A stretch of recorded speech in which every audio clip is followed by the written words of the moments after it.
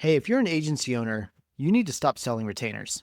Retainers are the hardest thing to sell. Instead, pitch them on a strategy, a roadmap, an audit plus roadmap, and then you pitch them the project on the back end to get them into that retainer so that you can help them actually implement it. I was on a call with a coaching client this morning. He's based in the UK and he sells SEO consulting to e-commerce companies, mostly on Shopify. He doesn't know how to kick off projects after he sells a retainer. And so I asked him, so how are you selling this? He goes, well, I sell a retainer. And then I basically tell them that we start with an audit.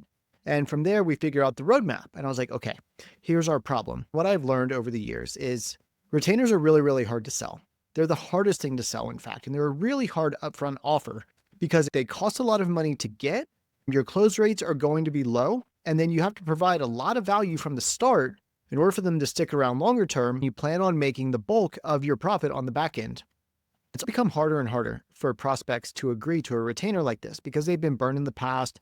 They've been locked into long contracts and the work doesn't happen. This can be used to your advantage because everyone else is pitching long retainers. The way I counseled him to pitch this and the way that I'm recommending to you to pitch this is not to pitch a retainer. You can sell this upfront strategy for probably around $5,000. If it's a big site, it's a big multinational, and this is super strategically important to them, you could probably sell it for 15, something like that. Much easier to sell that than to sell a 10K a month retainer. You're talking through it, and then you get the opportunity to pitch them on ongoing work. Ultimately, we're trying to get them into a retainer, but we're building trust and we're making sure that we're pitching them on the right thing. And that's exactly how I position it. So stop pitching retainers.